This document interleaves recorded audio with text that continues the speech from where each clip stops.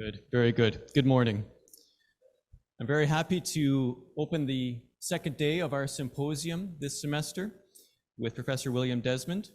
I thought I would open by just giving a brief overview of the workshop that we had with the faculty yesterday, since many of you, of course, were not, the students were not able to be present. But I just wanted to share with you that we had a wonderful conversation that gained momentum very, very quickly. And by the end, indeed, it had to be cut off. We ran out of time, but we were engaging with Professor Desmond on many different questions related to many of our specific courses that we teach and themes related to priestly formation and seminary education. And I thought it was a wonderful conversation. And I just wanted to say thank you again to Professor Desmond for being so generous to engage us in conversation so freely as you did yesterday. And we certainly look forward to another talk from you this morning. Let me just give us an overview of what's going to happen today before we begin. I thought I'd just remind you again that there will be a break, more opportunity for coffee and donuts here in a moment, but we will return promptly again at 10:30 this morning. So when we have our break, we will return promptly at 10:30. And today at 10:30, when we return, again, there will be a set of panel responses to Professor Desmond and the material that he's presented to us over these last 2 days now. And that will be moderated by my colleague, Dr. Andrew Cummings. After the panel responses, and Professor Desmond will be given an opportunity to respond, of course, as well, the conversation will be opened up to everyone gathered again. So you will all have an opportunity to present your own questions to Professor Desmond, or indeed even to the panelists, should you prefer. And we can go until around 11:30 or so this morning. And the conversation will be moderated the same way as it was yesterday. Andrew and I will be on the two wings of the gymnasium with microphones. And if you have a question, please just raise your hand, stand up, introduce yourself to Professor Desmond, and pose your question. So that's the plan for today. As a way of summarizing some of the material, I was thinking of how to recap, so to speak, all of the rich stuff that we've been given already in this symposium. I thought I would just read to you briefly from an essay that Professor Desmond wrote back in 2005 and published in Louvain Studies. It's an essay entitled Consecrated Thought Between the Priest and the Philosopher. And in that essay, he has some remarks on the nature of priesthood that I thought are very pertinent and apt to the topic of these talks that he's been presenting to us. So again, from Professor Desmond's essay, Consecrated Thought. He's speaking here of a consecration to divinity and ultimacy, which we can see in different traditions. With regard to the priesthood, this consecration takes the character of a certain intermediation. The priest stands in a middle, where there is said to be a communication from the ultimate to the relative, and from the relative to the ultimate. These two directions of communication need not be the same, from divinity to us as graced and inspired, from us to divinity as reverent and praising. The priest is a consecrated middle, a between, porous on both sides, and hence able to turn in two directions, able to turn around, upward and downward, enunciating the relation of the two, enacting it, incarnating it. The priest is a consecrated middle, turning to finite life, from a turn to what is above finite life, a consecrated middle, enacting the turn of human beings to God, or the turning of God to human beings in creation, in sacred ritual, and in a way of life consecrated to ethical service of the other. Very good. Professor Desmond, thank you again for coming to speak to us today, virtually as it were. I could just reassure you that despite wishing you could be here with us and missing your presence with us, that this way of doing things has gone well. And so I just wanted to encourage you with that. And thank you again for being with us this morning.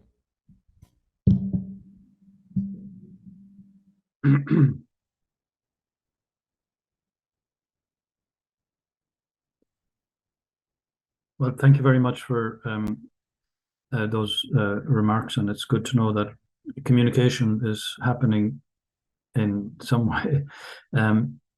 Thank you for citing that passage also from Consecrated Thought. What I'm drawing from today is a reflection that I wrote a number of months ago. There was a major conference in St. Patrick's University in Maynooth, Pontifical University of St. Patrick, and the topic was the future of Christianity. And there were many points of view and discussions on that theme. And I offered some reflections under the title Christening Philosophy. Again, asking the question, what would it mean to christen philosophy? So it's continuous with the reflections that I offered yesterday. But I could just begin a little bit by talking about what is very present in certainly the Irish situation, was a very rapid secularization which has taken hold in recent decades.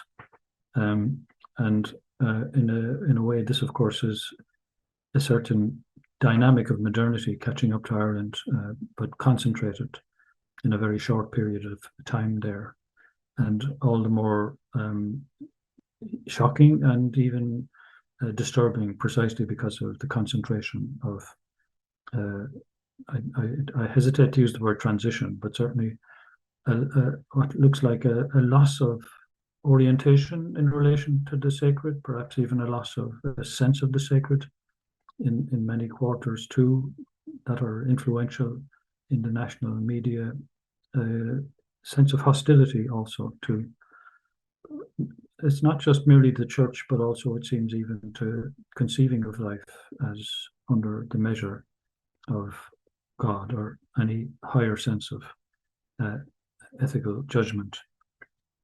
I'll read a little bit. I'll summarize. Sometimes reading is helpful. Sometimes just extemporizing on the theme itself is a greater help in holding attention. So this process has to do with a long process of neutralization, if not even exterminating, of the signs of divinity, of divine communication and given creation. And I've written about that in relation to the longer unfolding of modernity.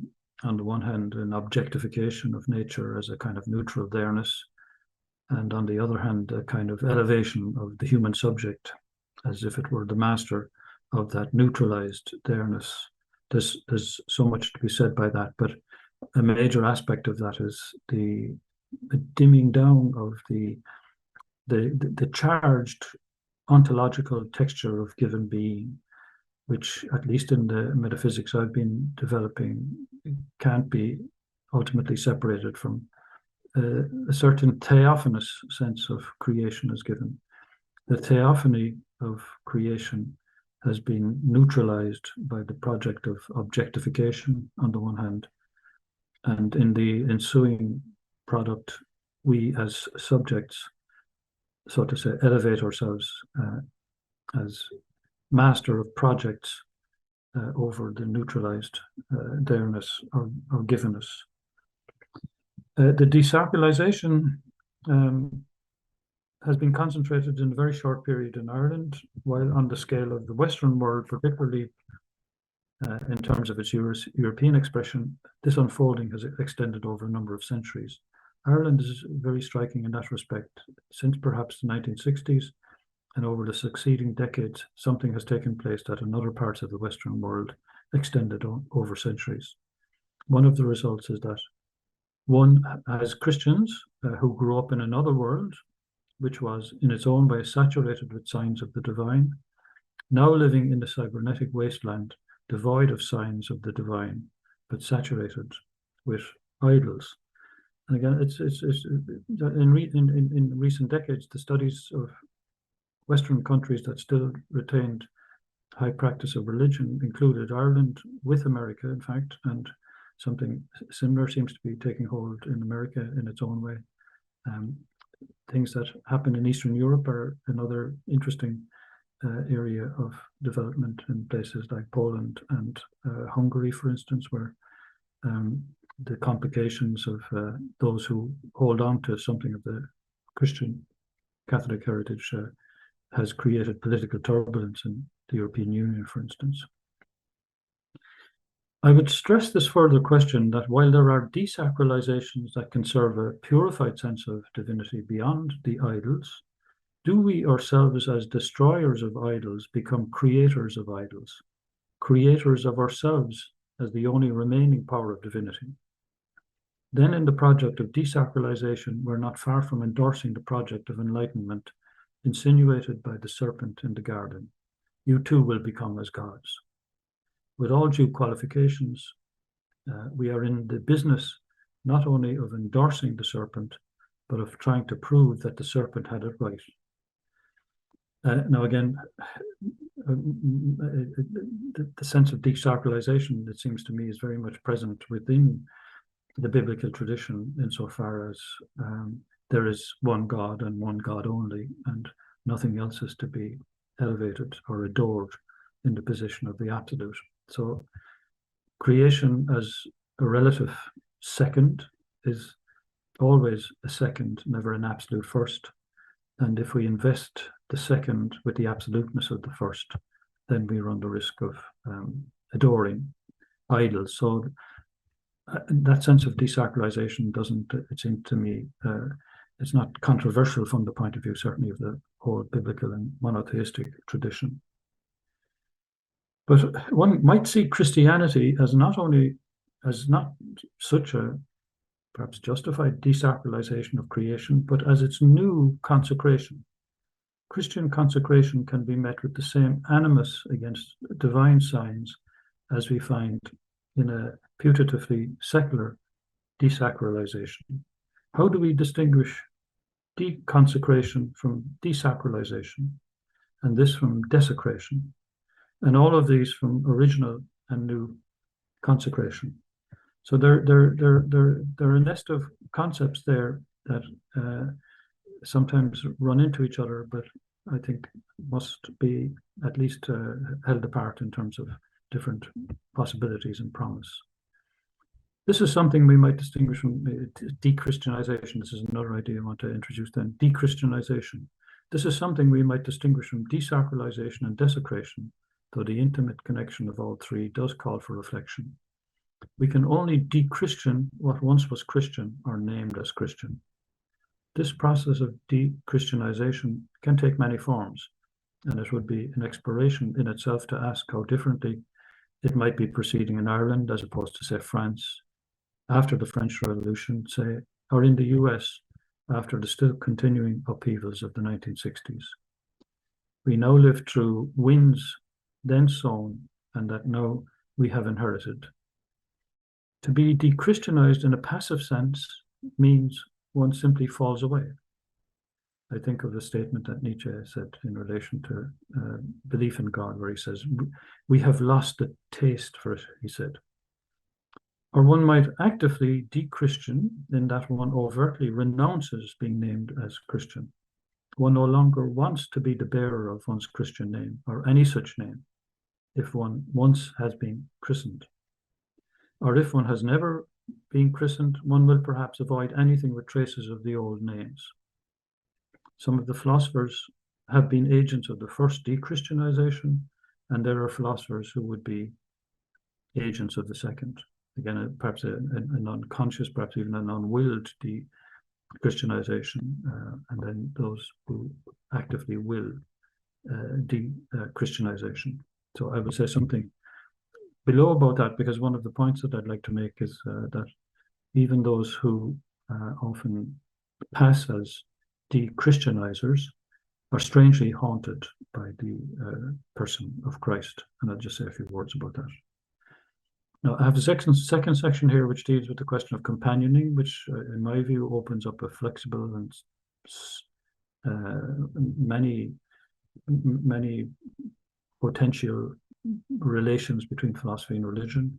I said a little bit about it yesterday in relation to the unfolding of a number of different relations from the pre-Christian through the Christian, through the modern sense of philosophy as an autonomous discipline right into our own time.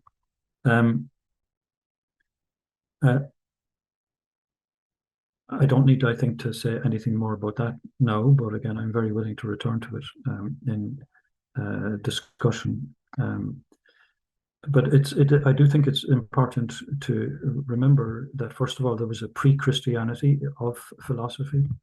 I'm thinking of the pagan philosophers like Plato and Aristotle, and there was something in their work, certainly, that allowed this openness to the question of the sacred, the question of a sense of the absolute, whether of justice or goodness, a sense of the cosmos itself as a divine cosmos. Again, if you're a student of Plato's Timaeus, I have tremendous admiration for the Timaeus. It's a demiurgic view of the world, and there's a difference between demiurgic and the notion of the creator, to be sure. But nevertheless, what is so striking about the Platonic sense of the created world as what Timaeus calls actually an aesthetic God, aesthetic here having to do with sensuous manifestation, the very aesthetic happening of the cosmos itself has a certain shine of the divine on it. And it's, again, I can't help but just add the point that even though the demiurge makes according to certain geometrical forms, he doesn't make just simply some mechanical totality. He makes the most beautiful and good cosmos that is possible to make. And it's the sense of goodness and beauty as the very purpose of the making itself that transforms what looks like technical making into something quite other, to a mere mechanical affecting of things. Again, I mentioned that, by the way, because of course we often think of Plato as the great enemy of everything to do with the aesthetic and the incarnate and the shining forth of the beautiful in its sensuous glory. There's much more to be said. Again, I mentioned yesterday, and it's just worth reiterating my sense that these pre-Christian philosophers operated out of an ethos in which a certain permeability or porosity between the philosophical and the sacred was not put out of play. I think that in the modern practices of philosophy, that porosity has been progressively closed to the extent that thought wants to circle around itself in autonomous self-determination. Again, as I said, I made a few remarks on that particular point yesterday. So there's a pre-Christianity to philosophy. There is a Christianizing of philosophy, and again, people like Augustine and Aquinas I mentioned yesterday. And it is worth recalling that the immense, not only respect of Augustine for Plato, but a kind of love of Plato, except on the thing that he found not mentioned, not named, namely the figure of Jesus Christ. And that transforms the relationship to Plato, such that in a certain sense Plato is christened, as it were, posthumously by something like Augustine, just as in a certain sense you could say that Aquinas posthumously tries to christen Aristotle. But again, the fact that the christening is, like, it's not used in that sense, that in that full resonance of baptismal new life, that's what's really at stake, of course, in christening, and I'll come back to that at the end. But nevertheless, when one begins to think and perhaps talk in this particular way, one sees deep seeds of fertile intermediation possible between what at one level are often taken to be divergent schools of philosophical orientation. And it also is a certain sign on the part of the Christian heritage itself, where christening is not necessarily just the forced baptism, so to say, of unwilling heathens.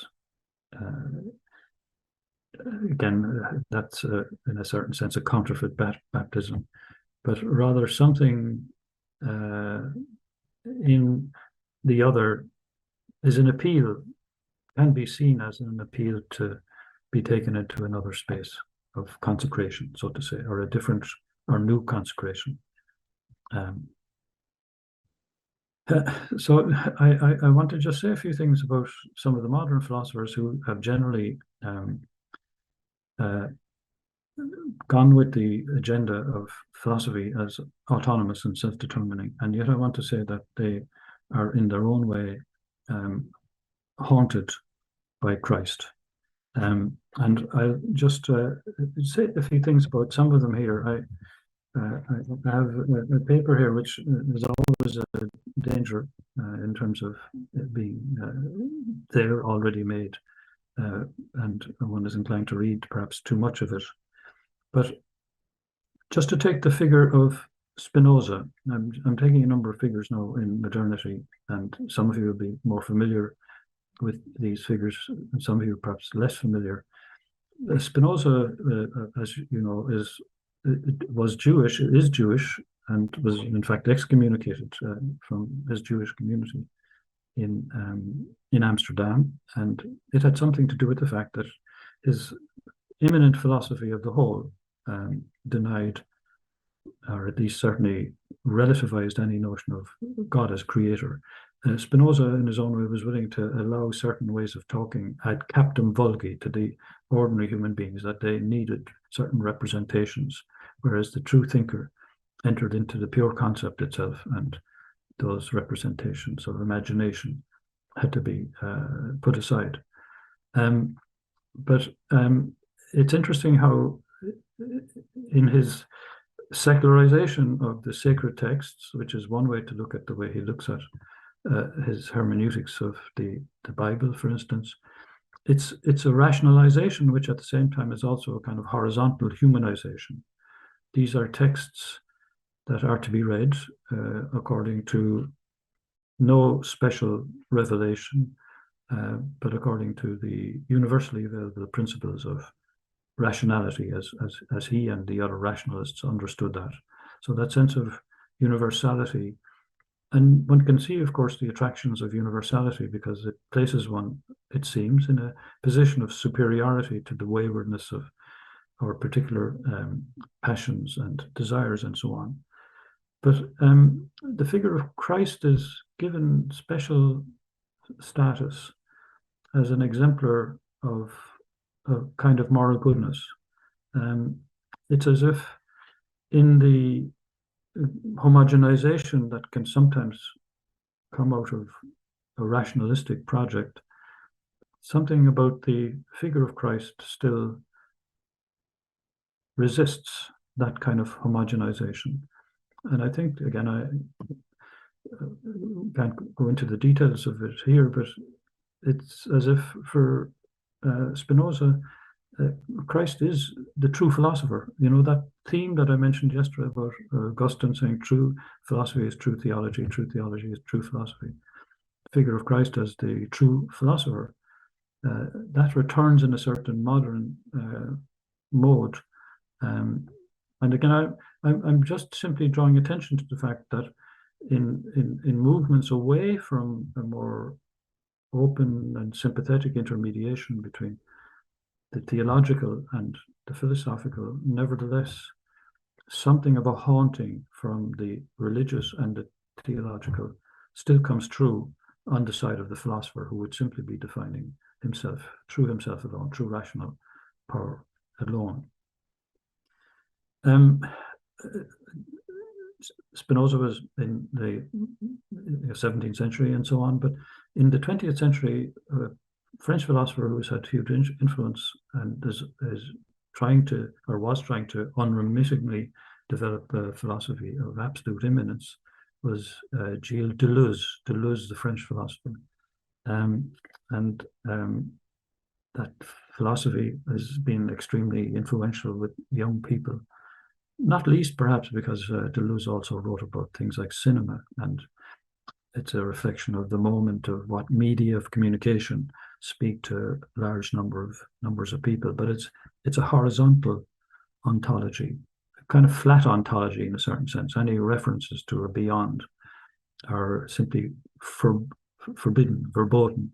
In my view, it's an agenda-driven philosophy from the point of view of trying to think all the essential issues without reference to any sense of a superior transcendence. But it's interesting, there is a statement that Deleuze made where he talks about Spinoza as the Christ of the philosophers. That's the phrase. Spinoza is the Christ of the philosophers. And while the overt compliment is to Spinoza, the perhaps even unnoticed haunting of Christ is, strangely enough, a word of secret praise. Spinoza is compared to Christ, but and it's compared to Christ, I think, in the light of an admiration and something of worth in the figure of Christ. And of course, Christ is the suffering servant. And I think Spinoza worked on philosophy in a certain kind of solitude that in the rational sphere almost mimicked the solitude of a monk, almost in pursuit of a vision of what is the truth of the whole. So you can see how, at least when looked at in a certain way, what looks like de-Christianization and secularization certainly, but de-Christianization, the figure of Christ continues to haunt, and haunt sometimes involuntarily. And I find that thought worthy. We should think about that, because again, some of the standard postures of contemporary philosophy is just to simply silo these kinds of spaces as having nothing to do with each other. Kant, again, just a brief word on Kant. Kant develops a rational ethics, which is applicable to all rational beings. But he brings the figure of Christ back in, but not as the incarnate divinity, so to say, but rather he is an exemplary example of the prototype, the paradigm of the moral law. This is his way of thinking, that the moral law is something that universally is to be found in all rational beings. And the singularity of Christ as someone who lived in time and the singularities of his life, passion and death and so on, these are mere contingencies as far as Kant is concerned, but he is nevertheless an exemplar, a singular exemplar. The standing out of Christ, even in the homogeneity of the universal paradigm, is very striking. Again, much more could be said about Kant, but I'm just drawing attention to the felt need to somehow make a gesture of acknowledging that there's something worthy of recognition and worthy of inclusion in one's all but de-Christianized rationality, so to say. I could say more about Hegel. Hegel puts more stress really on Geist, the Trinitarian thinker, in his own modality. The figure of Christ is very important, but as a mediating link between God the Father, as a kind of transcendence that is above us, beyond us. Christ is a name for the immanence of the absolute, in particular form in the case of Christ himself. But the particular has to die for the more universal sense of community to come to be. And that is why Hegel himself is attracted to the idea of Geist as naming the sense of the ultimate actually as the religious community itself, mediating with itself. It's not that there isn't a kind of Christology in Hegel, but it's one that in the end is subordinated to his version of a Trinitarian picture of things. And indeed, he's sometimes quite hostile to those Christians who want to zone in on the singular absoluteness of Christ himself. That for him is, again, just representational thinking. It's kind of obsession and fetishizing an individual. And again, my point is this, the ambiguity, the yes and the no, and how the mingling of the yes and the no is handled by, again, in my view, I've studied and also fought with Hegel for 40 or 50 years, but he's in some ways worth fighting and understanding, because the radicality of some of the things that he says indeed crystallizes a kind of clarity on fundamental issues. I could say more about Kierkegaard as the exception in a certain sense, because I think that Kierkegaard's thinking as anti-Hegelian, or at least trying to use dialectic to transcend Hegelian dialectic, is certainly Christ-haunted. I could say more about that, but I will just read a little bit more from my text on the figure of Nietzsche, because I think Nietzsche, while in the end of his life identifying himself with the Antichrist, is deeply Christ-haunted, as I'm putting it here. So I'll just read a paragraph or two. I think, for instance, of Herod and Pilate. And if some of you are familiar with the writings of René Girard, things that I would like to say about Nietzsche are things that René Girard, I think, has also very perceptively understood. Nietzsche is, in a certain sense, the presiding philosophical presence of postmodern Western culture. But the relationship between Nietzsche and Christ is deeply neglected, actually, by those who are admirers of Nietzsche. Why is that? I think it's because they think that Nietzsche has, as it were, already crystallized the issue in favor of himself, that is to say, as a successor to Christ. The issue is settled. It's not a question. I don't agree that that is the case at all. Girard actually stresses the text that from the moment Pilate sent Christ onto Herod, they entered into a pact, and that's just by the way. One might call it a worldly counterfeit double of companioning. This just again a sentence or two in the scriptures where there's a strange kind of togetherness of Pilate and Herod, strange companioning. Power speaks to power.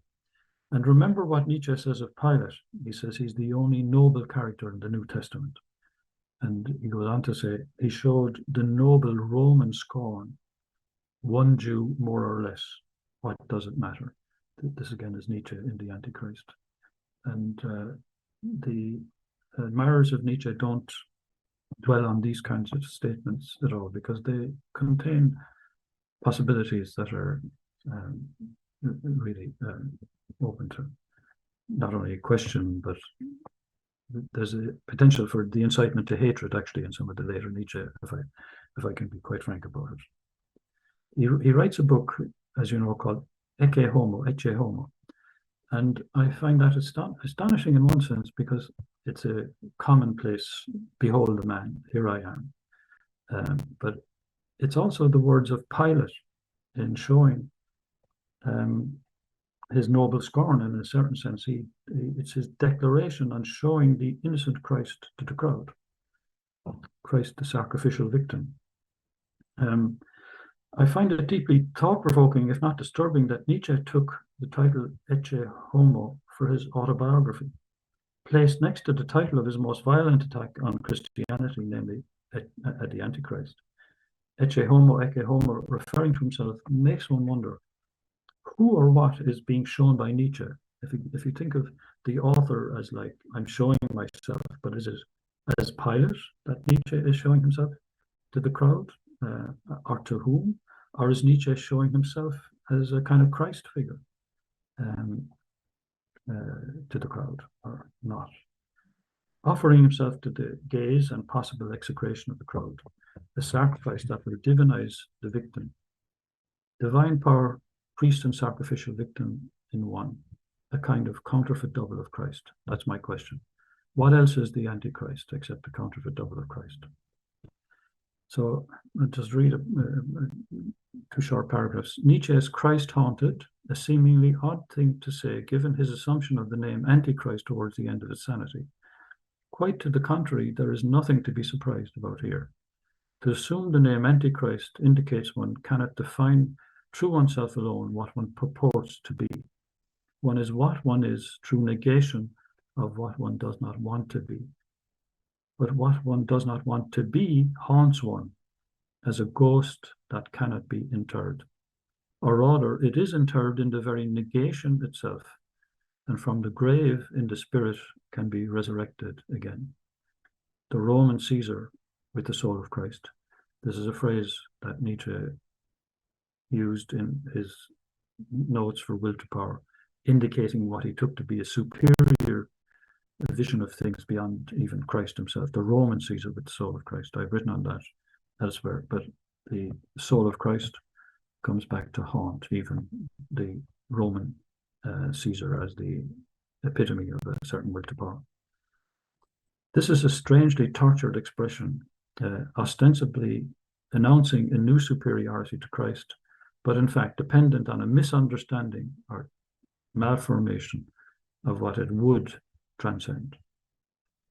The threshold is there and the possibility of a kind of companioning, but on that threshold, the attitude that ruled Nietzsche's agonistic spirit was secret envy.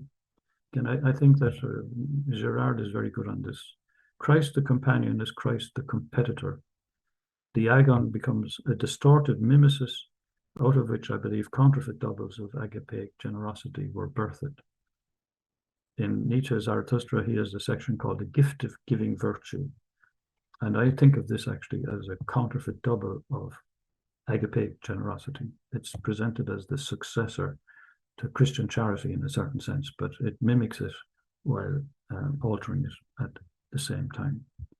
Similarly, the child of Zarathustra, again, if you know Zarathustra, he talks about the child as the sacred beginning, rolling self-affirmation. I think of it as a kind of counterfeit double of the child of Jesus. There is no father of Nietzsche's child. It is a self-rolling wheel, and hence its yes is always a circling around itself, a sacred self-circling. It mirrors eternal recurrence, the cosmic circling that closes the porosity of the cosmos to creating divine transcendence, always more than any whole or absolute circle. Nietzsche wanted not to be Christ haunted, but his exorcism of Christ only serves to reinstate the inescapability of Christ. So I'll leave it at that. There's some other paragraphs here which I could read, but beyond just mentioning that he, towards the end of his life, said that the ultimate contrast is Dionysus versus the crucified. So again, once more, the figure of the crucified in being put to one side and overcome, so to say, still returns in the balances that have to be newly worked out. And it's not inappropriate to mention that when Nietzsche, so it seemed, descended into insanity, he signed some of his letters not just merely to Dionysus, but also the crucified. He signed both names, as it were, as if he wanted to be both Dionysus and also the crucified. Again, I think that this is the working out of a secret agon on the part of Nietzsche, but an agon with another secretly held in a kind of absolutely high respect, even reverence. Envy is envy always of the good. Envy is a form of strange love. You envy the good in another that you yourself do not possess. And in not possessing it, you want to be superior to the other who actually does possess it. And your attack on that other that is envied is really a perversion of a love of the good that is now hated in the other because the other exemplifies it and you don't live up to it yourself. Very, very tangled transformation of a love into an opposite, but never, in fact, actually escaping the secret love that drives off stage, so to say, the unfolding of the envy. Okay, so I'm turning pages here, but a final section that I have here has to do with that, what I'm calling christening philosophy. What might christening philosophy look like in the light of, again, these long developments in modernity in particular? its efforts to be absolutely autonomous so far as it can be. Again, there's much that could be said, and the main things that I want to say are in, again, a context of acknowledging that there has been a de-Christianization of so much, or an attempted de-Christianization of so much in the Western world, the culture of the Western world, so to say. And how does one respond to that if one is a Christian, for instance, and one thinks that philosophy and Christianity are companions and in no sense enemies to each other? Let me see what I mentioned, how secularizing thought can lead to desacralizing, which in turn can lead to both deconsecration and indeed perhaps desecrating thought. What of the possibility of consecrated thought? One might suggest that the vocational character of thinking is crucial. The vocational is not simply the professional. Say, we do not think, rather thought comes to us, and our best thoughts come to us from who knows where. I mean, again, that's the miracle of thinking, in a sense that when we think and think truly and think we've come to know, the very emergence of the thinking itself is often born of mystery, wherefrom we, in fact, at times do not know at all. We find ourselves already on a way we do not first determine, from who knows where to who knows where, and that rather determines us to venture further along the way. The quest to address mystery itself emerges out of mystery and never entirely dissolves the companioning mystery. Obviously, being consecrated to thought is not the project of a manager scholar. Projection might try to overtake consecration, management counterfeit vocation, but there is infidelity to the call of thought in this. Consecration is not something one can get a grant for. I'm, in one sense, being sarcastic about the academic world, where scholars seem unable to move without getting grants from some project funding agency. I think that there's the potential corruption of thinking when it's always tied to agendas of project agencies in that sense. Though in another sense, consecration is essentially in the business of being granted to itself. And if true to the given grant, granting itself, it grants the call of fidelity to what it is granted. So there is a granting, but it's not the kind of granting that is so prevalent in the academic industry at the moment. Such fidelity is also enacted as a handing on of the grant as traditio to those who would enter into companionship with what asks to be thought. Again, just an idea or two there. Now, I have spoken of what I call metaxological metaphysics as entailing a second birth. You see, coming back to the notion of christening, a second birth of thinking in the dimension of the hyperbolic, of the over-determinacy of being, beyond the indeterminate, the determinate, and the self-determining, and pointing hyperbolically in the between to the God of the between, beyond the between. A second birth. There is a first birth in agapic astonishment, and there is possible the resurrection of astonishment and perplexity, even at the limit of determinate cognition, tending towards comprehensiveness. So in other words, I'm saying that there is a wonder that perhaps leads to a curiosity that is satisfied, and or forms of science are often perhaps beginning in a kind of curiosity and entering in a kind of determinate knowing. But this is a different dimension. This is the resurrection of an astonishment that isn't a matter of just simply satisfying some determinate curiosity. This is what I talk about as the hyperbolic dimension. I'm referring to happenings and imminence that yet exceed imminent determination. The hyperboles of being are particularly important in thinking again about God, and I try to do that in being and God in the between in particular.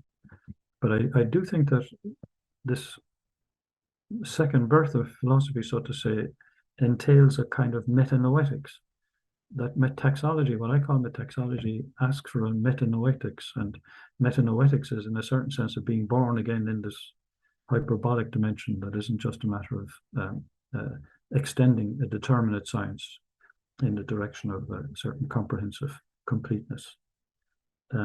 It's in the companioning between the poetic and the religious that something of that metanoetic transformation can take place.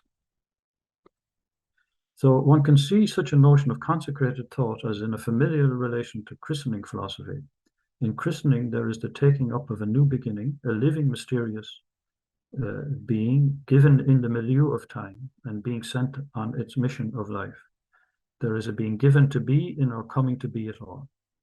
Given to be, there's also a becoming and self-becoming, and the latter venture of the being are to be consecrated to the giving power, and done so in hope that the endowing power will companion one on the way and receive back the venturing pilgrim in the end.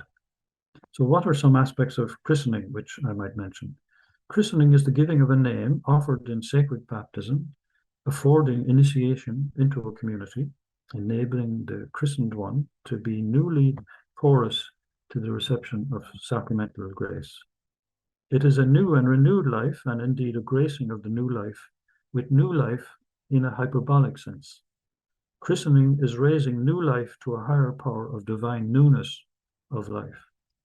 It is not done through our own power, through our own self-determination. There is our being placed again in the primal porosity between the divine and the creature, in a sacred betweening where the pouring of water not only purifies, but also offers the life-promising matrix of further life. The waters of christening are not just the waters of the tohu abohu, nor are they the waters of the flood. They are the chaste signs of pure flowing, pure porosity, opening, so to say, the formlessness of the endowed soul, which is enabled to assume all forms. And I mean primarily the deiformity, DEI formity, that is prior to deformity and successor to deformity in reformed life. So I'm playing around with deiformity and deformity. Indeed, the intimate connection between being godlike and being deformed,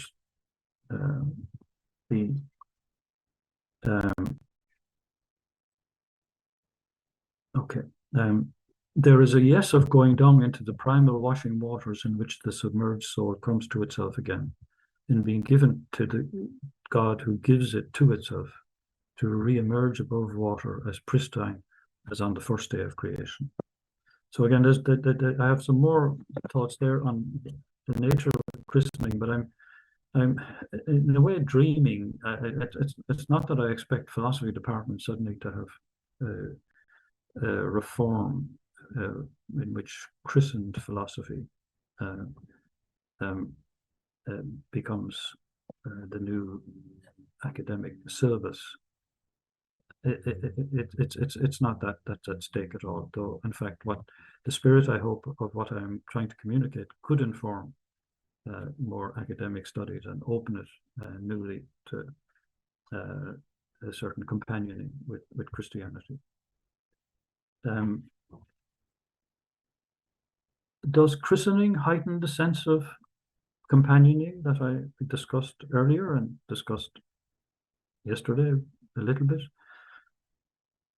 To amplify, companioning does not allow indifference between the companions. Companioning can be a reconciling power struggling against the temptation to hostility. Companioning is not well expressed in the apartheid of a project of parallel lines. Companioning is not well lived in the struggle for subordination. In companioning, one is made to think literally of friends breaking bread together. We talked about that too yesterday afternoon. Christened, this meal becomes the Eucharist, a festive, sacred meal in which the divine offers and shares itself. Perhaps it is best to think of a kind of agapeic companioning, a companioning of surplus generosity that makes a way by making way, by opening up, reopening, a porosity that might seem like nothing, for there seems to be nothing there in the porosity as such, but rather it is, in fact, a field of betweening, an intermedium in which and through which pass communications, and originally the divine communication, whose creative word is the enabling origin of all that is. We clutter the porosity with the idols of our own fixation, and christening dissolves the counterfeit doubles of false gods. It allows the flow of sanctifying grace in the porosity, and we mostly see and feel nothing there. And yet in agapeic companioning, there is the superior one who travels incognito the way, and the name of the saving one does not dawn until the breaking of the bread. I am thinking of the two disciples on the road to Emmaus, and again, yesterday afternoon, this came up briefly for some comment. Think of this philosophically. After the death of God, though now perhaps with something of post-Christian dismay, what might make us turn around and go back to Jerusalem? Christening philosophy. Can the philosopher see himself or herself? Can I see myself with the disciples fleeing from Jerusalem? After the death of God, again, more than dismay, rather disarray, disorientation after Calvary, the catastrophe of Calvary. The sky darkened, not once, but now it seems forever, and a cloud of night covers the earth, and under it frightened and violent animals move. An incognito companion walks the way with one as one flees. The companion is mysteriously well versed in scriptural hermeneutics, astonishing in the power of illumination he brings to the sacred words. We are so absorbed in conversation, scriptural and otherwise, we do not stop to ask in arrested astonishment, who is this one?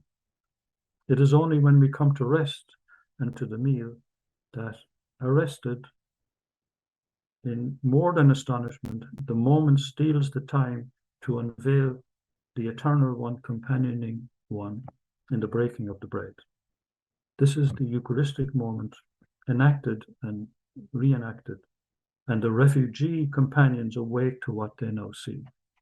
This is a moment of christening, perhaps. The companioning now shimmers with a resurrected astonishment, and the words of interpretation have a new charge, a metanoetic charge. The companion vanishes in being recognized, but the response is not dismay or disarray. The disciples, the companions, hurry back to Jerusalem, the holy city they had deserted. So after the death, the disciples return by two, as previously they were sent on mission by two. By betuonum, I pointed this out again in the discussion yesterday afternoon about the etymological origin of the word between, by two, with two, by two, twee, in either Dutch or Old German twee, by tuonum, by two, by twee, for between. As if companioning Christ, the one who breaks bread with us, has now offered us to be christened to a second power, a hyperbolic degree. The full Pentecostal parousia for the community is to come, but perhaps the disciples remember that there was before such an epiphany, when Jesus was baptized in the waters of the Jordan, Christ himself christened. The christening of Christ seems odd, and yet is it not companioning raised to the hyperbolic degree? The agapeic generosity of the divine sharing the sacred sign of purgation. Not only purgation of the sacred porosity and elevation, but it is also immersion in the waters of the flood and going into the belly of the beast, the Leviathan, and coming up and out again on the banks of the river, on the side of the flow of time and on the surface of the earth, where space itself is sanctified, and from whence will be harvested bread and wine. And even when we are at sea, we are to behold on the shore the resurrected companion preparing breakfast for friends at break of day after a long night of toilsome fishing in the mysterious waters of the infinite sea. Thank you. False silence. Thank you.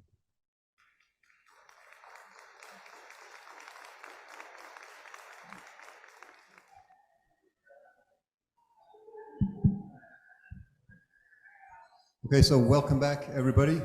We're just about to get started here. If I could ask you to take your seats.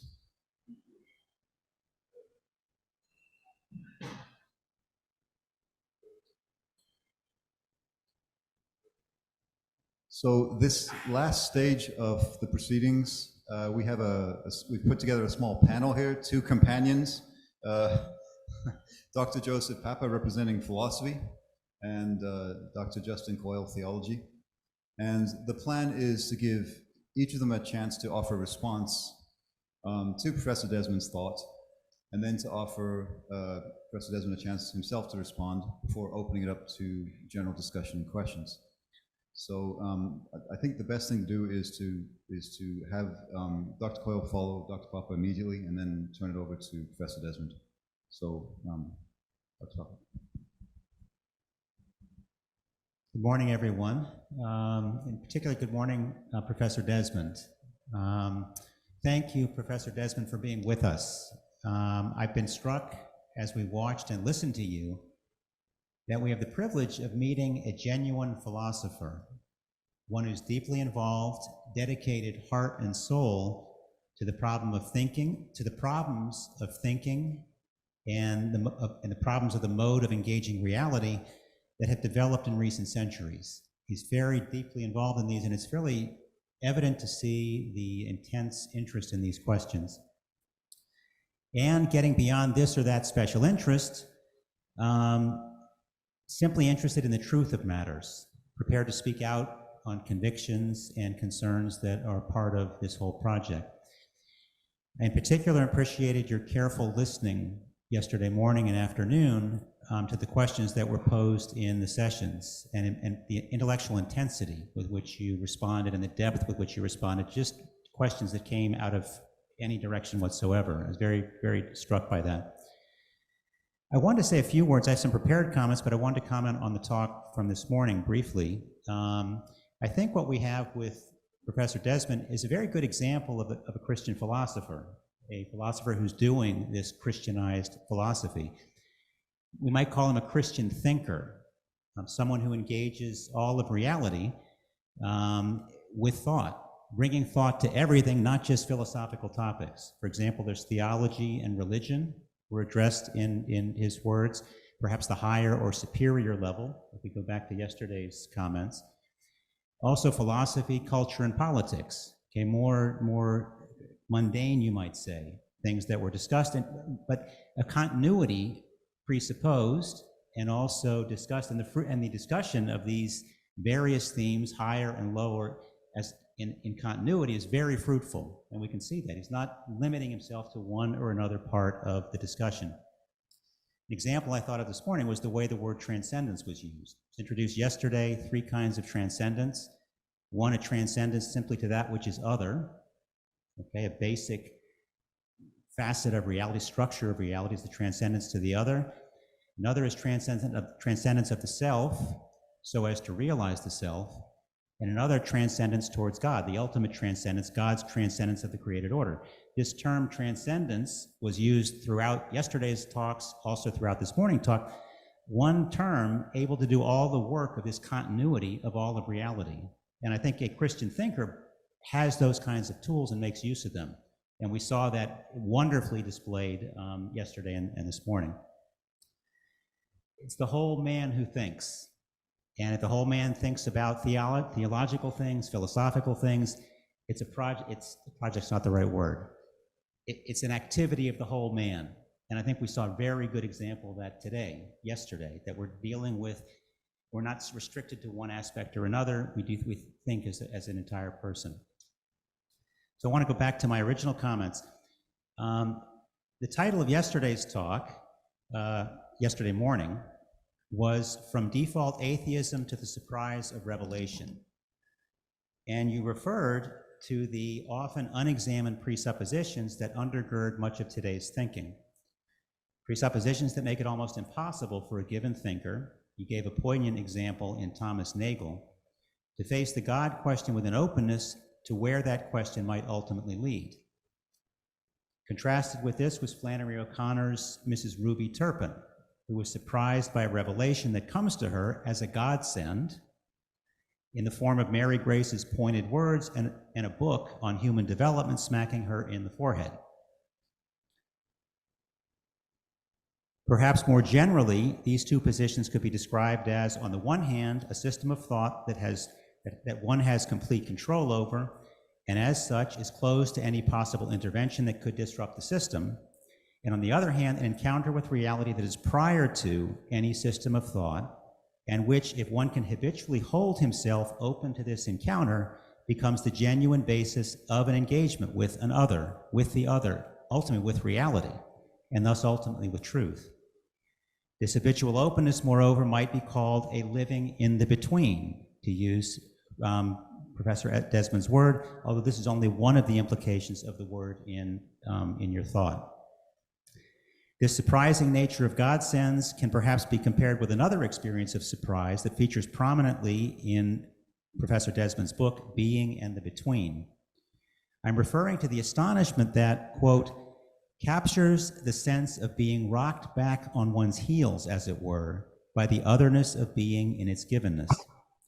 Here, Professor Desmond speaks of the wonder, Taumatzein, that is at the root of all genuine philosophical inquiry, and that is indeed the sine qua non of the philosopher's habitual dwelling in the between. I remember an early philosophy professor of mine pointing out the classroom window and saying, "You say the green tree is in the yard. Given that being is an act, shouldn't we say the tree is greenly in the yard?" And that turned my head around. I began to get an idea there's more to philosophy than meets the eye, and this notion of wonder or astonishment at reality as we encounter it, that I've seen green trees my whole life, and here's a tree being greenly in the yard, and it impacted me. You've suggested, Professor, that children live rather continuously in this astonishment, and that it's only the incrustation of routine and inattention as the years go by, and perhaps television and video games, that cause us to lose this astonishment and thus require its reawakening in philosophy, which you referred to this morning as a second birth. I would add that as a phenomenologist, I frequently encounter people who don't see what's the big deal about the phenomenological epoche and its results. I've long suspected this inability to see is at its root a lack of astonishment at the encounter with being. Now, my point here is to comment on, or perhaps to ask a question about the role of philosophy in the seminary, or perhaps more pointedly, why should seminarians study philosophy before beginning theological studies? You cited a number of reasons yesterday, as attentive to the deepest issues and questions that pertain to human life, both individually and in society, to be aware of the various responses that are out there regarding these questions, to be aware of the historical co-rootedness of philosophical questioning and questions about religion, to recognize that reason itself, quote, can be imbued with the urgency of sacred relevancy, and that something of the religious can become part of the philosophical task, just as theology can purify philosophy, close quote. And you finished this list of reasons why seminarians should study philosophy with a beautiful image of an intimate rather than a servile relationship between the queen theology and the handmaiden philosophy. It's an image, by the way, that is all the more suggestive if, for those who are familiar with this servant-master, servant-family relationship in Central American or Mexican culture. There's a very beautiful symbiosis almost of the servant in the family life, and they're very well looked after in that context. That said, with all these reasons given for why study philosophy prior to theology, the question remains for many seminarians, why study philosophy? And there can often be an urgency to disentangle oneself from the gauntlet or the web that is philosophy, so to break into the open spaces of theology. Frodo trying to escape Shelob's lair comes to mind, but we know what happened to him later on anyway. I've taught in seminaries for a while now, and I can say that I've yet to meet a first-year seminarian who's unconvinced of the value of theology. But it's rare to meet a seminarian who, on the day he arrives, is convinced of the value of philosophy. And so my question, which I'll leave for Professor Desmond to respond to if he wishes in his response to our comments, my question is this. You've cast the notion of God sends in contrast with the default atheism that would deny even their possibility, deny the possibility of God sends. Seminarians don't seem to be in this position, however. Almost by definition, seminarians are familiar with the notion of God sends and don't have a problem that these can be and are a real part of life. On the other hand, very few seminarians, as a rule, have self-reflectively experienced the astonishment with being that is at the root of philosophical thought. And as you wrote in Being in Between, quote, where there is no happening of astonishment, metaphysics is a mere scholastic juggling of empty abstractions, perhaps with great virtuosity in the formal mastery of argumentation, but ontologically barren nonetheless, close quote. I should add that it's the great joy of the philosophy professor when this light goes on in a student, and his signal frustration when it doesn't. Indeed, I've had seminarians who, so astonished at their encounter with being, have left seminary to study philosophy. Now, of course, that's not our goal here. In fact, two of them went on to become Dominicans, which is interesting. Philosophy moved them in that direction. So, when the time comes, if you choose, could you speak to the notions of God sends and astonishment? Are they two versions of the same thing? I don't think the average person would connect them. A godsend has an explicitly religious connotation, whereas astonishment at being could perhaps thrive even outside of any religious context. Is astonishment at being itself simply a form of godsend? Or are you referring to two distinct experiences? And if so, is there a natural continuity between the two? That is, should one almost naturally lead to the other, going both directions, by the way, from godsends to astonishment and from astonishment to godsend? And if God is being, capital B, I am who am, are the two experiences, astonishment and godsends, essentially interchangeable? That is astonishment at being sufficient for all a seminarian needs for his formation, or conversely, are godsends all a seminarian needs? And if these are two distinct experiences, what does each uniquely do for the seminarian? And finally, in what way does this astonishment serve and contribute even in his ongoing theological formation, this initial astonishment that leads to this second birth of philosophy? Perhaps put in short, which is the way I put it yesterday in a brief question, is it enough just to love God? Why astonishment at being? Thank you.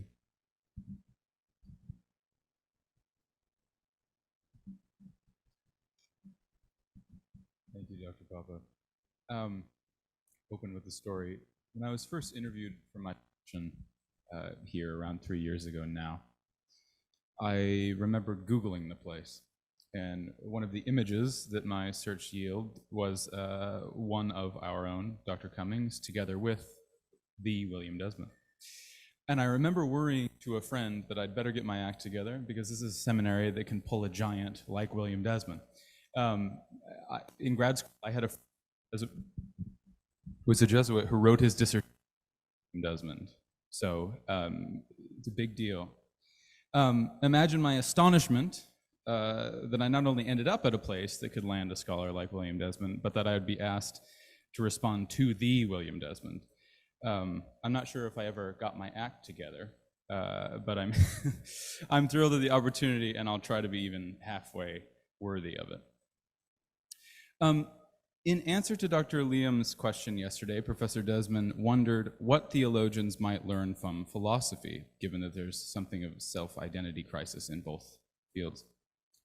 I can't pretend to any easy answers, but I can, I think, brave a description of some of the gifts Professor Desmond's philosophy offers to theology, particularly as it's done here. That is, of the sort of companion that theology might find in his own philosophy. So first, the first gift Professor Desmond offers theology, I think, is a courage to perform its task. In his Philosophy and Its Others, Professor Desmond catalogues several self-images, that's his language, that philosophers have adopted for themselves, and he mentioned some yesterday: the scholar, the revolutionary, and so on. Each of these self-images may, Desmond there argues, enrich philosophy with diversity, but each too risks borrowing too much criteria from elsewhere, from the academy or from politics, say, and mistaking it for philosophy's own criteria. At which point the philosopher, preoccupied with writing scholarship or fomenting revolution, may forget her primary role, that is, to love and to seek wisdom. Theology, too, I should confess, collects self-images. I name three: the historian, the activist, and the catechist. Each can either enrich, so as a companion, or entirely usurp the role of the theologian. That theology risks oblivion if it floats free of history's gravity seems obvious. I would say that, I teach church history here. Less obvious, however, is that the theologians can forget to speak about God and instead prefer speaking about how St. Thomas or Augustine or Balthasar or whoever else speaks about God, playing, as Hegel mocks, with other people's money. I've always been haunted by that image, playing with other people's money. That theology should shape how Christians imagine life together is also clear. But that all too often, theology is reduced by proponents of either right or left-wing politics to a tool with which to bludgeon one's political opponent. And that theology should be about the business of initiating beginners into the faith's mysteries is uncontroversial, I hope. But the moment that we imagine recitation of this or that catechism or creed to replace rigorous speculative reflection on the mystery of God's very life, we have reduced theology to catechetics. Professor Desmond does not obviously fit comfortably in any contemporary philosophical school. Neither does he primarily write about what others wrote, nor, thankfully, does he write like others write. It's an experience to read William Desmond. I commend it to you. His courage just to do philosophy, as Dr. Papa mentioned, and to do it with such vim and vigor and vibrance, offers a deep gift and a challenge to theology never to apologize for or lose sight of its task to speak well of God. The second gift Professor Desmond offers theology is a way of reading the past. Ours, it seems, is the age of the declension narrative, of the 900-page tome that man hunts, detective-like, the knave who invented whichever aspect of life its author doesn't much like. So Duns Scotus is to blame for Occam is to blame for political liberalism, Valentinus is to blame for gender theory, and so on. And then follows invariably a sort of intellectual cadaver synod. The author exhumes the corpse of the accused, questions it, and finding it quite unable to rebut the charges leveled against it, what with its being dead and all, condemns it back to the dust. To be sure, God Sends, its latest, opens with of stable relations between philosophy and theology. But here there are no enemies anyway, that Professor Desmond has not already loved. Whether because of the Christian conviction to love one's enemy, or maybe a quasi-Hegelian conviction that error must in some sense have rights, or maybe both, Professor Desmond refuses stories that spare us the work of thinking. One will look quite in vain in Professor Desmond's text for a boogeyman, in other words. Even his Hegel, who forms the iron against which Desmond sharpens his own across the text, receives laurels. Desmond cautions against what he calls both pious and impious readings of Hegel, preferring sober analysis to prejudice. Only after 20 pages of close exegesis, and as he said, 40 years of reading Hegel, on infinity as not big finitude, does Professor Desmond advocate his own position. So that's the kind of careful historical reading that he is modeling for us. And theology, I think, can learn from Professor Desmond how to read again. It can learn that reading the past does not necessitate the cadaver-synod approach. It can learn instead to let the dead speak back, even or maybe especially when we don't much like what they're saying. After all, the command to love one's enemies does not, I take it, end with their deaths. And that's a hermeneutic appropriate to communal ecclesiology that we do here on the hilltop, I think. So those are two gifts, and now, at the risk of trying our guest's generosity, a brief plea for two more. The first request is for the gift of clarity over the connection between metaxology and the companioning approach in God's sense, and that we've heard so much about. I said that the text opens with a narrative about the long and changing relationship between philosophy and theology. Part of what makes Professor Desmond's narrative so elegant a thing, I think, is his refusal to believe that such structures are innocent of truth claims. How a writer arranges the between of theology and philosophy, that is, tells us what he or she supposes about both disciplines. Form, in other words, does not float free of content. That St. Thomas prefers compossibility between the handmaid and the queen, for example, discloses his theological convictions about nature and grace. Or that Kant insists that theology can only mean morally, if it's to mean anything at all, reveals his conviction that any God wide of space-time could not appear therein, even if said wanted to. What then does Professor Desmond's companioning approach reveal about Professor Desmond's own theological pieties, I wonder? Or better, if models of philosophy and theology's relation always bear what Zizek calls a theologically posited presupposition, what might be Professor Desmond's? The Augustinian itinerary of the work, outer to inner, lower to higher, and so on, suggests a clue, an Augustinian account of participation in general and of the soul in particular. And indeed, as Professor Desmond mentioned, Augustine very much is his companion across multiple works. But suppose one posited another theological posited presupposition. Suppose your companion weren't Augustine, in other words. Suppose you thought the finessed trans-dialectical logos of the metaxou that Professor Desmond speaks about is, as St. Maximus Confessor claims, the same logos, at once identical, tautotes is his language, that is, identical, to both God and not God, such that the incarnation forms the condition for the possibility of all thinking about divinity and humanity. Could the companioning approach here described accommodate that? That is, could it accommodate a different kind of companion? Or would that presupposition demand another model? Hegel or Schelling's maybe, or else maybe Michel Henry's? Or might the companioning approach always already presuppose that Professor Desmond's own logos of the metaxou is already self-same with the incarnate, crucified, and risen one? Last, the second request is for the gift of elaboration on the metaxou, not between philosophy on the one hand and theology or religion on the other, but rather between theology and religion. Across both Godsons and his lectures, Professor Desmond uses both terms, both theology and religion, to name philosophy's companion. Yesterday, for instance, he described the ancient Hellenic attempt to wrest logos from mythos in terms of philosophy and religion. But later, he told of the high scholastic idiom's negotiation between philosophy and theology, so religion on the one hand, theology on the other. Perhaps, again, Hegel is to blame. The penultimate section of the phenomenology of spirit, right, and his lecture cycle on religion deals rather with religion than with theology, right? So he prefers the term religion, even though in those sections Hegel has much to say to theologians.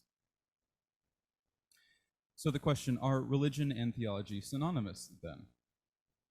In the early pages of Godsons, Professor Desmond anticipates my question by writing that, quote, being religious and being theological are not identical, end quote. However intimate their relation, that's his language, he continues, religion clearly earns pride of place as the more, quote, constitutive porosity between the human and the divine. And I think that's quite right. But given my concern above that theology can sometimes be reduced to, among other things, catechesis, how might we theologians better understand our task in relation to the more fundamental task of religion, without confusing the two, without confusing the task of theology and the task of religion? Is it just here that theology needs philosophy as its companion? Thank you. Thank you, Dr. Coyle, Dr. Papa, for those reflections. And I think we'll offer Professor Desmond a chance to respond before we open up the discussion. Thank you very much, both of you, for very to-the-point remarks and for the generous words of appreciation. Also, I very much appreciate your words. There's so many questions there that it's almost as if we have to go back to the beginning and start again. Maybe if I work backwards, it might be easier for the moment. That distinction between religion and theology. One can be religious without being a theologian, it seems to me. Just as, alas, there are theologians who are theologians without being religious. So when I say religion is the more primarily constitutive, I'm talking about what it means to be human at all. It seems to me that as human beings, we're constitutively religious. That is to say, we're constitutively between beings, or metaxou beings. And religion, I see it as most elementally enabled by this ontologically given porosity between the human and the divine. And of course, how that porosity is either developed or articulated, then more determinate shapings of our being in this given sacred between come to the fore.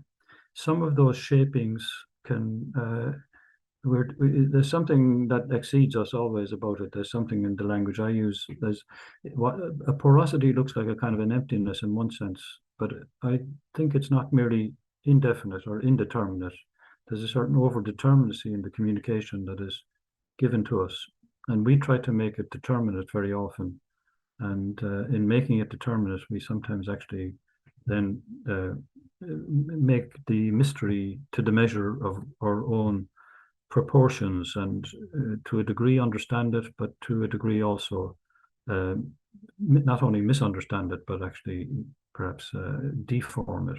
So there are many things at stake there. So, but theology, insofar as it has become an academic discipline, it seems to me is different from theology, or at least there's a certain gap between being a scholar with, trade union cards and being a theologian, in the sense of precipitated into a kind of intellectual astonishment and perplexity, and indeed curiosity about what it is to be in this space of religious porosity. The different religions, I would say, also are different formations that are themselves seeded in this original sacred porosity, and showing inflections from the multiplicity, the multitudinousness also of the human being, as well as the over-determinate mystery of the divine. In all fairness to me, I have written a big book called God in the Between, in which I talk about the sense of godlessness in modernity. I talk about what I see as avenues beyond godlessness.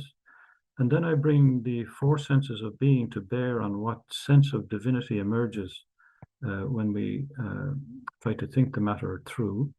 But there's a third and a fourth part. The third part is called gods. So I look at different senses of divinity in relation to monotheism and polytheism. One chapter, there's a chapter on personal gods and impersonal. There's a chapter on Gnostic gods. There's a chapter on the gods of the whole, panentheism, pantheism, the God beyond the whole, another chapter, the God of creation. And then there's a chapter on God and the mystical. And then there's a fourth part, which is called God. So what I mean by God, I've already at great length and drawing upon many resources that I have developed over the years, Again, this is a work that some people are attracted to. I have found among my readers, and some people are daunted by it, and some people turn away from it because they don't want to invest the immense amount of thinking and intellectual patience and labor in entering into a work like that. Let's see, I do like your reference to the cadaver synod. I use that as a metaphor in one of the chapters in The Voiding of Being, in which, you know, the dead pope is exhumed and put on trial and thrown into the Tiber and so on. I think that this is a reflection of a kind of strategy we get often in our own times. Namely, we're always digging up the dead bodies from the past and putting them on trial. But again, no doubt there are the sins of the past, but there's a kind of evasion sometimes of our own sins by casting stones at dead predecessors, and that in many different ways. But one has to chuckle at the absurdity, as well as the kind of strange, inverted, perverted seriousness in digging up the dead to judge them in relation to their deeds.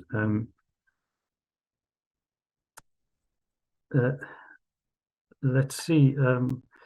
Maybe we can go back to that, but I just had made some points here to the question of astonishment and being. Again, that point of being, or being is to be religious, in fact. And so just as you can be religious without understanding what it means to be religious, so you can be astonished and not make those further steps into trying to articulate what's at issue, what is implicit in original ontological astonishment. If one does think it true, I believe myself, that in fact one comes to the need to use words like God as appropriate ways of naming this superlative mystery that is communicated mysteriously and communicated often very ambiguously in some of these originating experiences. There's a sense in which the philosophy that I have tried to practice always entails, in a certain sense, becoming like a child again.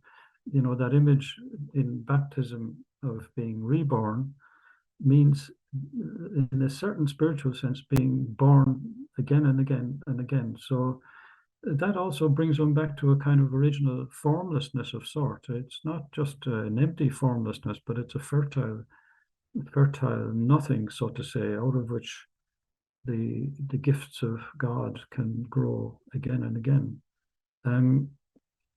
So it's not a matter of sort of writing teleologically from page one to the last page, and then you have the end reach, and that's the task done. It's rather that what's at stake keeps again and again throwing up the renewal of the mystery of being itself, and the need to seek words that themselves try to be true to what is showing itself. Again, as I say, if God is beyond being, in essence, as the old Platonists used to say, there is a dimension of the mystery that will always remain for us mysterious. That I do have the sense of God dwelling in inaccessible light, so to say, but the inaccessible light is not just simply inaccessible.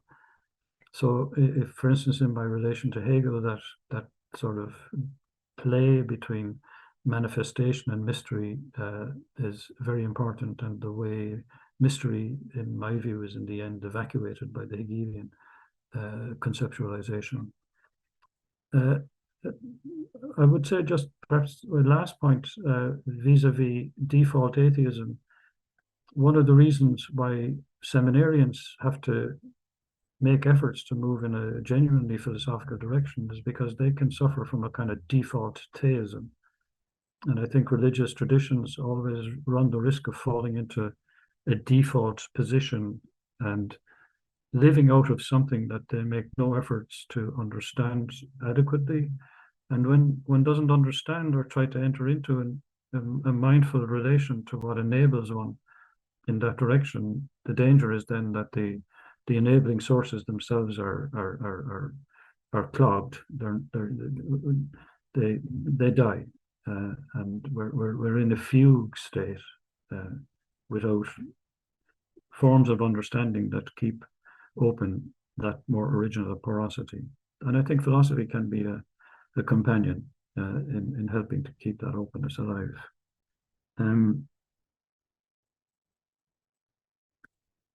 Maybe that's enough for the moment, and if further discussion is helpful, we can do that too.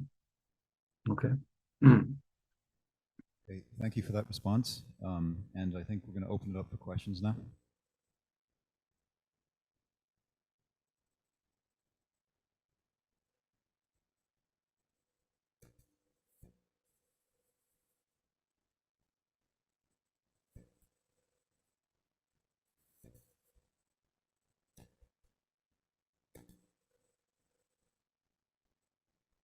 Hello? Working. Thank you, Professor Desmond, once again. My name is Brother Thomas. I'm a monk of Mount Angel here. And I want to return to the question of religion, which was posed by Dr. Coyle, but also with reference to your most recent comment about a kind of unexamined or default theism. And particularly, as a religious, my life is very repetitive. We have the same words that we say to God and from God, and we have the same rituals that we perform that are a means of approaching God, and we know much of the same content of the religion theologically speaking. So much of the vocabulary is repeated. And we're also in an educational context, so there's frequently the need to repeat information and repeat processes of learning using, again, similar vocabulary. But all of this is entailed by the practice of religion, of being a religious person. You say your prayers, you go to Mass. That's part of what it means to be faithful. But how to keep this astonishment? I like very much your emphasis on surprise and being open to surprise and not thinking that we somehow invent our meaning in life. But for the religious person, through the years, through his personal development and through participation in his religious community, how to keep both things, both that openness and childlike spirit, but also the practice and discipline of religion.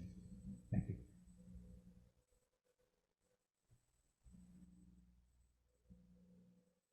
When I was referring to default theism, I didn't necessarily mean that in an invidious sense. It seems to me to be wise to acknowledge that in human life, the rhythms of recurrence take shape in terms of a form of life, and one doesn't, as it were, invent the wheel from day to day. The wheel rolls, and one rolls with it. So, but there is the danger, in fact, that the enabling power that allows the wheel to roll, that in fact rolls the wheel forward, is forgotten at times. And I take that within the context of religious life, the life of prayer, whether more meditative and intimate in a personal sense or more liturgical and public in the social sense, these are ways of keeping open that more elemental porosity between the human and the divine. So so to say, the superstructure of habitual social patterns are themselves subtended by the spirit that actually vivifies them and continues to vivify them. And without that, then they become empty forms, of course, you know. So, but without the forms, then you have, so to say, a formless, who knows what. It can be an energy that is genuinely creative. It can be an energy that, without form, just dissipates itself into sterile outcomes. So, if that is certainly a worry that you had, I completely endorse the need for the recurrence of form, but form again not as a dead or static structure, but as a forming that forms and forms again and reforms when necessary, and that allows, so to say, the circulation within the human being as a self, as a soul, and in the community as a gathering of believers. So there's perhaps a whole pneumatology implicit in what has to be said in relation to that particular question.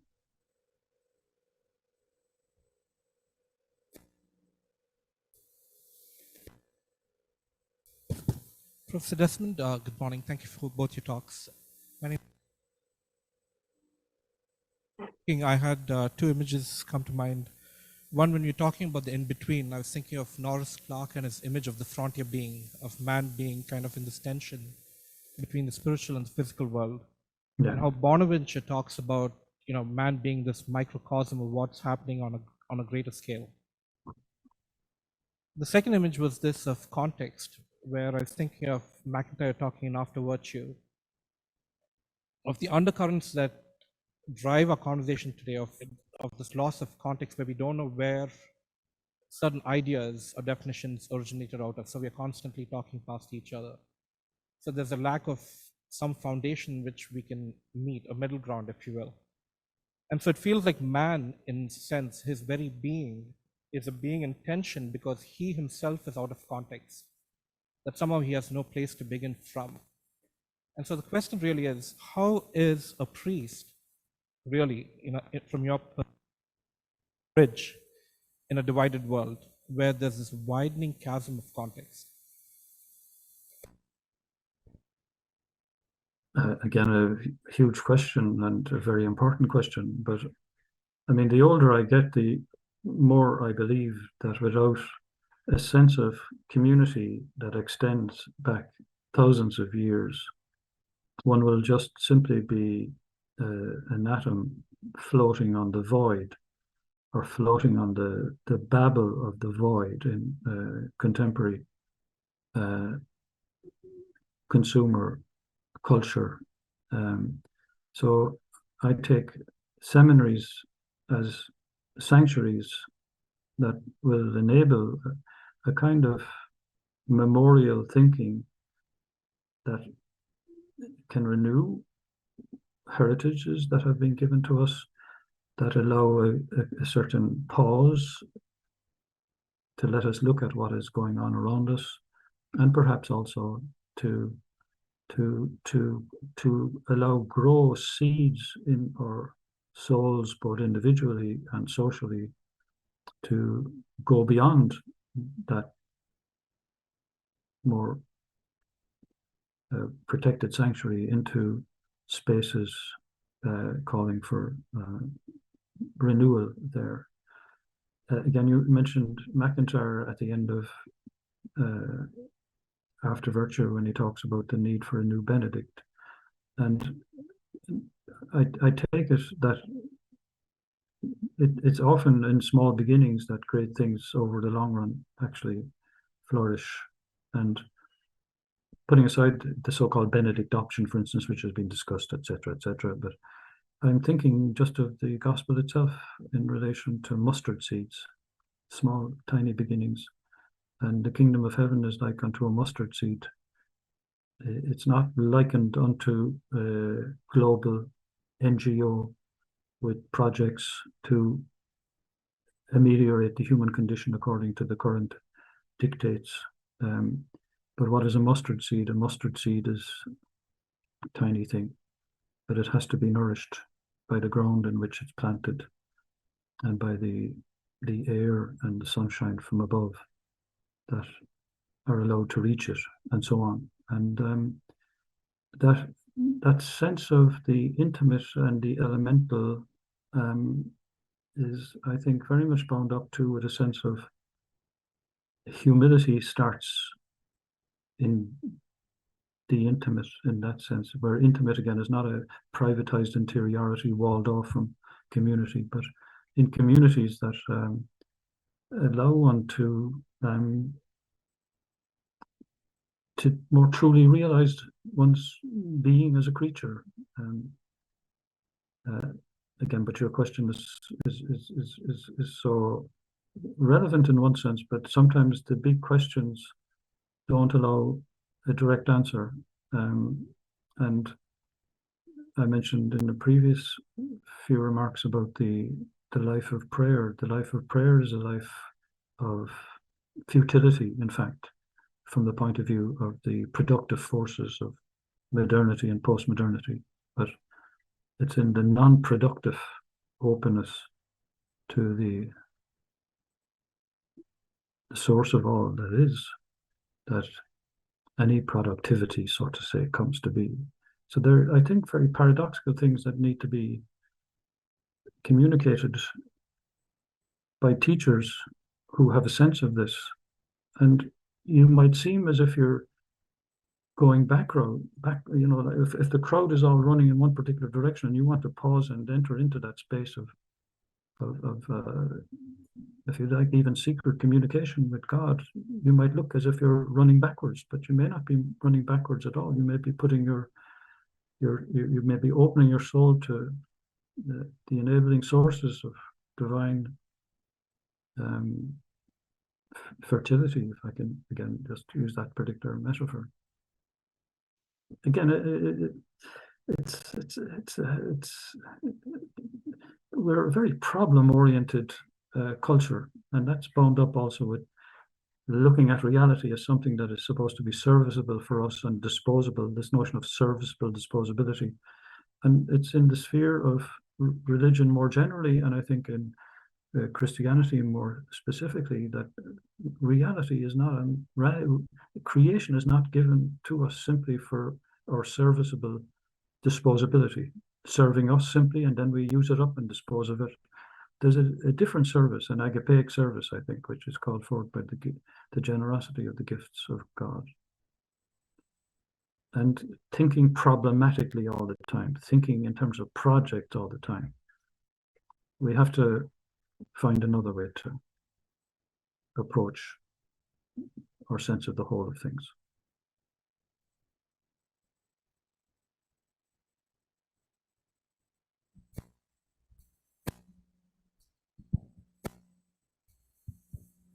Hello, Dr. Desmond.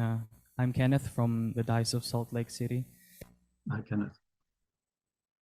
Well, we're talking about the death of God and Nietzsche. I remember the quotation from his book, The Gay Science or The Joyous Wisdom, and it said, and it amazes me how intellectuals can articulate things that we can't, and in some ways they can be prophetic because they understand reality, the present. And he said, somehow, I'm not sure if it's triumphant, but it seems the madman was the one crying this out. So he said, God is dead, God remains dead, and we have killed him. How shall we comfort ourselves, the murderers of all murderers? What was holiest and mightiest of all that the world has yet owned has bled to death under our knives. Who will wipe this blood off us? And then he continues, must we ourselves not become gods simply to appear worthy of it?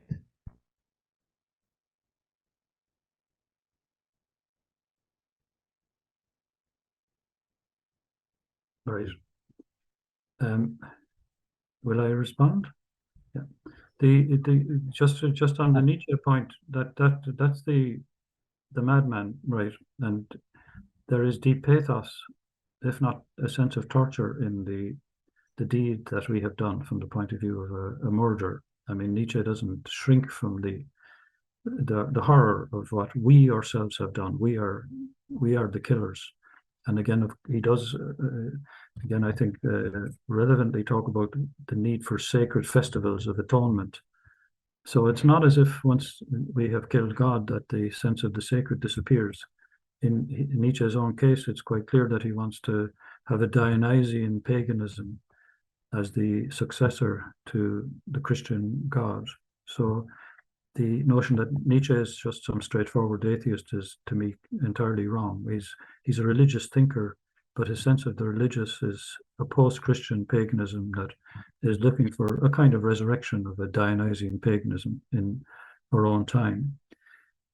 That has to be, of course, understood, and that has to be evaluated in its persuasiveness and its power to touch the deepest depths of the human soul. He later talks, I mentioned it today, just Dionysus versus the crucified. So he's setting up an agon, if not an either or between those two.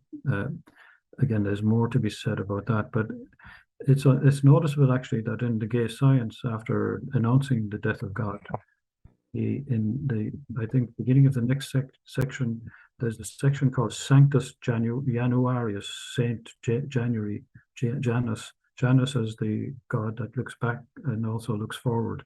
And in this particular section, Nietzsche goes into a kind of dithyrambic exaltation about the open horizon of the sea, and hence having gotten rid of the god, now all things are born anew. I think 100 years later, the notion that the infinite horizon has given rise to these extraordinary, undreamt of harvests is it's impossible to believe that, given the horrors of the 20th century. So there is a certain pathos of loss at one side in Nietzsche, but there is this, in my view, a kind of almost skittish anticipation that something great will emerge if only humanity will shape its own will to power in a certain direction. The second one is the one that, at least among some of the intellectuals, actually they realize that that's a dream which produces its own horror. But it's one of those dreams that has come down from the higher intellectuals onto the streets, and people are told that they can be anything they want to be, that you just can make yourself, and all you have to do is dream and will it so, and it will be so.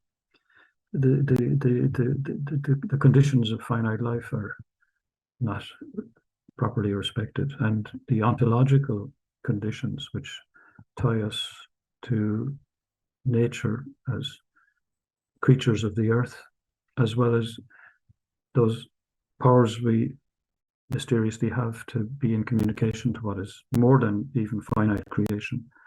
These things abide, and a kind of Nietzschean future-oriented dream, it doesn't really do justice to these abiding constancies in the human condition. And we're all bargain basement Nietzscheans. There are too many people today in Western societies are bargain basement Nietzscheans without having gone through the kind of the torture that Nietzsche went through, which was perhaps, again, it's open to question whether he should have gone through it. I mean, as I've indicated today, I think that there was an agon of envy between him and Christ.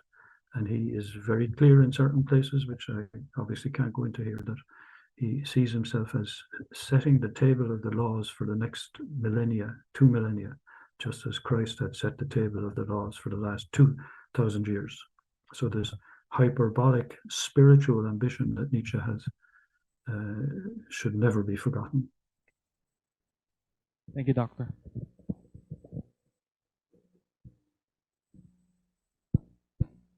Okay, just making sure this works. Thank you, Professor Desmond. In light of everything that's been discussed in the past couple of days, for those of us here who have studied or are studying both philosophy and theology, I can't help but wonder about, I don't want to say the common person, but the average everyday person who has not really had any kind of theological or even philosophical exposure. So my question that I'm hoping that you could shed a little light on is, where does the everyday person fit in this grand scope of both philosophy and theology, especially when it seems like the average person is pulled between this default, if not even militant atheism, but also an extreme emotion-based way of thinking, and also, thirdly, by I guess you could say a new age spiritualism that's taken the place of both religion and theology. Thank you. Yeah. Well, thank you very much for that. I mean, I think that in a way, I'm talking what I would consider to be common sense. I think that I want to bring human beings down to earth itself again, and to stand on the surface of the earth and be able to look up to something perhaps that is above us. The cultures that have been taking shape in our own time reshape, of course, common sense and mingle common sense with common nonsense very often. So that it's hard at times to find common sense in a more just down-to-earth sense. Very often that common sense is shaped in families that hold together, where parents themselves have inherited a certain down-to-earth, pragmatic common sense from their parents, a pragmatic common sense that is elevated in its own way by its membership of a religious community, where that sense of what is more than the merely common sense and the pragmatic also gets its dues. But all of those things have been crushed in some ways by ideological dreams that are not true to what is most elemental and constant in the human condition. We have a kind of phobia to the constant, as if life itself is always waiting for the advertiser to come on the scene to tell us that the newest of the new has just arrived and you have got to have it. So we're being rushed into a future that is totally indeterminate, and the ballast that a rich tradition might offer in making us hesitate about rushing simply forward, and that too becomes hollowed out a little bit too much in our own time. So again, I apologize for the somber character of these remarks, but I make them also with a kind of fundamental faith that human beings, as human beings, are constituted in a certain way, and that the defaults, so to say, of our ontological constitution themselves keep flipping back also, trying to bring us back into a kind of equilibrium. In that chapter on default atheism, actually, I talk at the end about what I call the hyperboles of being as defaults in a good sense. That, you know, the fact that something is at all is a kind of default that we can't just construct or deconstruct. The fact that there's a certain aesthetic glory to the world as given is also a kind of default. The fact that we're self-transcending beings who certainly seek beyond ourselves and often want to generate beyond ourselves in the family and so on, that to me is a default ontological constituent of what we are. And finally, the sense of agape community, the sense of generosity. Again, this is perhaps more singularly present in human life than other forms of natural life. I think it is singularly defining of the human being, this surplus generosity, that the call of which keeps coming back to us, and that secretly and in an incognito way actually sustains human community all of the time. So even though my language is very strange to people who are walking up and down the street, I think that I'm actually more preserver and defender of something like a elemental common sense. The everyday is not everyday. The everyday is also theophanous. And a theophany, of course, can be rejected or not understood as such, or can be reconstructed and in a manner that deforms the possibilities of communication of what is extraordinary in the ordinary. So I see my philosophy, strangely enough, as very compatible with. Yeah, I'm Irish by birth and grew up in Ireland, and I hope retain something of it used to exist in Ireland, at least in my earlier time. I hope it still does, but basic sound common sense is a great gift of God.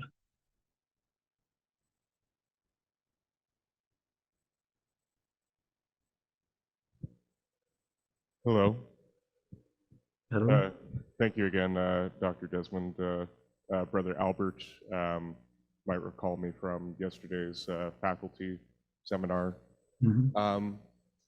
I very much appreciated your look through the more atheist-leaning philosophers, and especially referring to them as Christ-haunted or God-haunted.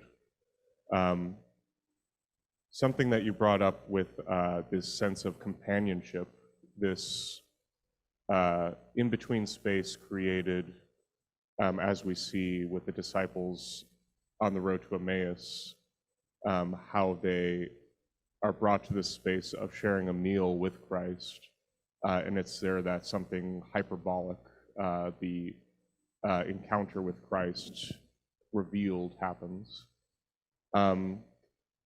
A problem, though, I think, with the analogy that you brought, or its usage, I don't recall exactly the context that you brought it up in earlier today, is that on the road to Emmaus, the disciples have a shared history, that is the sacred history of Israel, and a shared mythoi with Christ, that Christ is able to bring Christological hermeneutics to, versus, as we've talked about in the symposium, modern man has a default atheist position without common myths and without common history. And I think related to your discussion of the Christ-haunted philosophers, I think of Nietzsche and his love of art, the Dionysian there, and his less popular older brother, as it were, Schopenhauer, who is very pessimistic about everything, but is very optimistic about the role of art. What role, I guess my question might be, what role art might have in establishing common mythoi, common history with those we encounter in order to find Christ's presence therein. Thank you. Thank you very much. I mean, my use of the metaphor today is not I'm trying to think of what a philosopher might how if the philosopher was in a position of dismay and disarray, like the two disciples, what would it look like? But clearly, those philosophers are philosophers who have seen the de-Christianization that I've talked about earlier today. So they're not the philosophers that I cited who are haunted by Christ, because they're haunted by Christ often in ways that are involuntarily a complement to Christ. I'm talking about philosophers who have been, if you like, struck by the death of God in such a way that they wonder what way forward they can find now. And again, it's a variation on, it's an imaginative variation on what it would be like to philosophize after the death of God, but in that situation where along the way one is accompanied by a stranger, or perhaps strangers, who say things that whose significance may dawn on one. So it's a kind of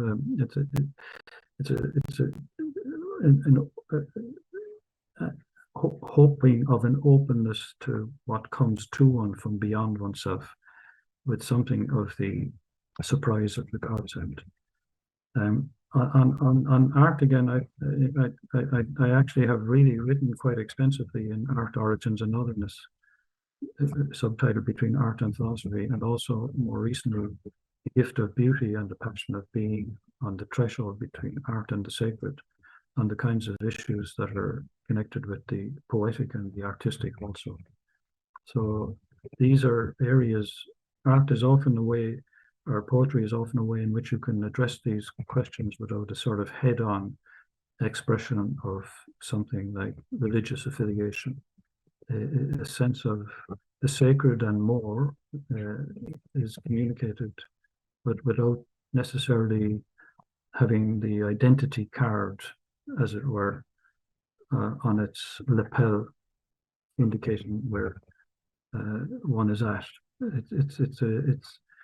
So again, the communication can be, of course, not either understood or can be missed. It can be missed by the artists themselves, whose words exceed them in what they say.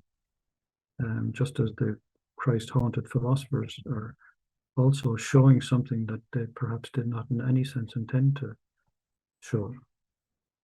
But I do think, yes, the relation between art, philosophy, and religion has been certainly a core consideration of mine. But it's a changing of Hegel's doctrine of absolute spirit, in which art is taken up into religion, religion into philosophy. This is a more open metaxological dialogue or companioning between those three, in which each of them in their own way can be influenced or reshaped in its listening with one or other of the other two.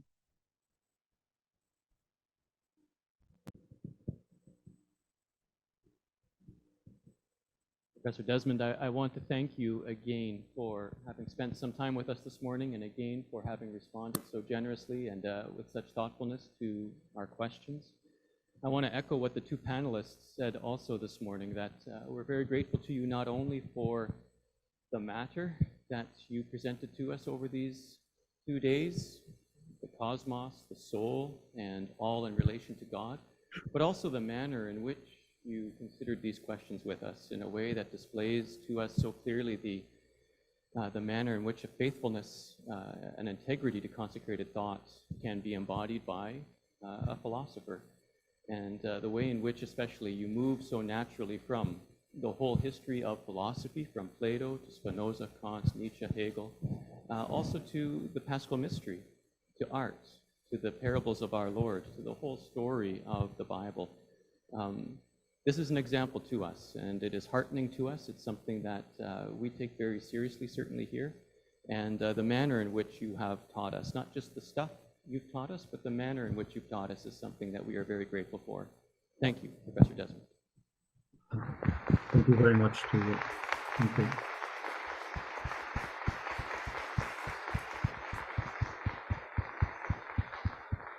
Well, let me just finally just offer my own thanks. I'm very grateful that I was able to be with you in this particular forum, and regretful that I can't be there in person, but perhaps an occasion will arise in another 8 years, and or at some future occasion when we'll pass in the between and meet in the flesh, so to say. But again, thank you very much for your attentions and patience and listening. Thank you, Professor. And yes, there's no need to wait another 8 years, I think. If the possibility were to have you here on the hilltop, we would not hesitate. Thank you very much. Thank you very much.